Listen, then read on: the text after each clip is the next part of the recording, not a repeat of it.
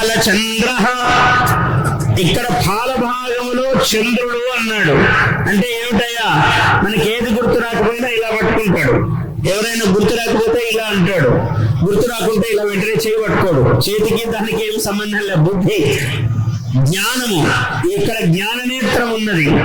అందువల్ల ఫాల చంద్రుడు, చంద్రుడు వెన్నెల, అమృత కిరణుడు, అమృత ప్రసారము కావాలి. అమృత ప్రసారం అయితే నీకు గొప్ప ఆలోచన వస్తుంది, వచ్చిన ఆలోచన విజయవంతమవుతుంది. ఫాల చంద్రో గజానన. గజాననము, గజాననం ఏమిటంటే ఎప్పుడు శుభలక్షణం అండి. ఏనుగు, ఏనుగు కనపడితేనే సంతోషం. ఎవరికైనా ఏనుగు కనపడగానే ముఖం మనకు కూడా ఇంత ముఖం అయిపోతుంది, ఆనంద ముఖం. దాని ముఖమే ఇంత ఉంటుంది. ఏమన్నా ఇంత ముఖం ఉంటే ఏముంది చూడడానికి, ఇంత పెద్ద ముఖం, ప్రశాంతంగా ప్రసన్నంగా మెల్లని చూపులు.